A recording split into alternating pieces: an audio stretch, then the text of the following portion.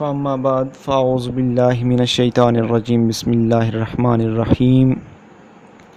نام پارے کی اس ایک نئی نشست کے ساتھ آپ کے ساتھ حاضر ہیں۔ اس بارے میں دو حصے ہیں۔ سورۃ الاعراف کا باقی حصہ کے بارے میں ہم جانیں گے اور سورۃ الانفال کا ابتدائی حصہ ہم اس نام پارے میں پڑھیں گے۔ سورۃ الاعراف کے باقی حصے میں اگر جائیں تو چار باتیں نظر ہمیں آتی ہیں۔ پہلی بات یہ ہے کہ حضرت موسیٰ علیہ السلام کا تفصیلی قصہ ہے۔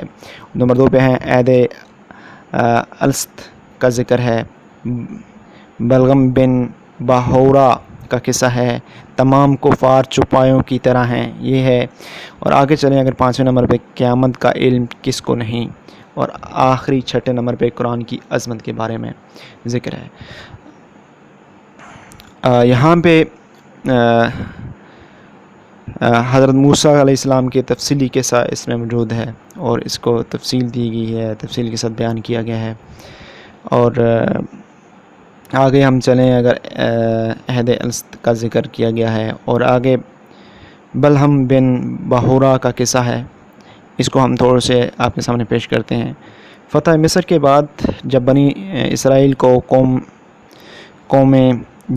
جبارین سے جہاد کرنے کا حکم ملا تو جبارین ڈر گئے اور بلغم بن باہورا کے پاس آئے کہ کچھ کرو۔ بلغم کے پاس اسم اعظم تھا، اس نے پہلے تو اس کی مدد سے منع کیا، مگر جب انہوں نے رشوت دی تو یہ بہک گیا اور حضرت موسیٰ علیہ السلام اور بنی اسرائیل کے خلاف بد دعائیہ کلمات کہنے شروع کیے، مگر اللہ تعالیٰ کی قدرت کہ وہ کلمات خود اس کے اور قوم جبارین کے خلاف نکلے۔ اللہ تعالیٰ نے اس کے زبان نکال کر اس کے کتے کی طرح کر دی، اور اس کا ذکر ہے۔ آگے اگر چلیں تو سورۃ الانفال کا جو ابتدائی حصہ ہے اس بارے میں، اس میں 3 باتیں یہ ہیں۔ غزوہ بدر اور مال غنیمت کا حکم ہے، اس میں کی بات کی گئی ہے۔ مومنین کی 5 صفات کے بارے میں بات کی گئی ہے اور 6 بار مومنین سے خطاب کیا گیا ہے۔ مومنین کی 5 صفاتیں کون سی بیان کی گئی ہیں ان کا ذکر کرتے ہیں مختصر۔ خشیت، تلاوت، توکل، نماز، سخاوت، یعنی مومنین کی یہ 5 صفات ہیں کہ وہ خشیت رکھتا ہے، تلاوت کرتا ہے، توکل رکھتا ہے اللہ پہ، نماز پڑھتا ہے، صلات کرتا ہے، اور سخی ہوتا ہے، سخاوت کرتا ہے۔ آگے اگر 6 مومنین سے جو خطاب میں 6 باتیں کی گئی ہیں ان کا ذکر کرتے ہیں۔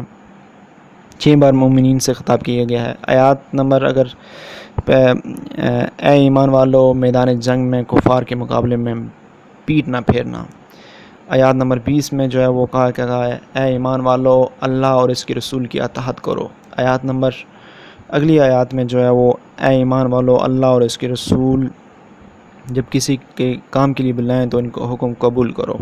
آیات نمبر 28 میں بیان ہوا ہے کہ اے ایمان والو اللہ اور اس کی رسول سے خیانت کرو نہ اپنی امانتوں میں، یعنی اللہ اور رسول کے ساتھ نہ خیانت کرو اور نہ امانتوں میں خیانت کرو، نہ اللہ اور اس کے رسول کے ساتھ خیانت کرو، اس میں بات کا ذکر ہے۔ آیات نمبر 29 میں اے ایمان والو تم اللہ سے ڈرو گے تو وہ تمہیں ممتاز کرے گا اور تمہارے گناہ معاف کر دے گا، اس کا ذکر ہے۔ آیات نمبر 25 میں اگر جائیں تو یہاں پہ ہمارے پاس میرے خیال ذکر ہے کچھ اس طرح ہے کہ اے ایمان والو دشمن سے مقابلہ ہو تو ثابت قدم رہو اور اللہ کو یاد کرو، یعنی جب مشرکین کے ساتھ آپ کا مقابلہ ہو رہا ہو تو ثابت قدم رہو، مشکل آئیں اور ان کو صبر کے ساتھ جو ہے نا وہ اللہ کو یاد کرو اور ڈٹے رہو۔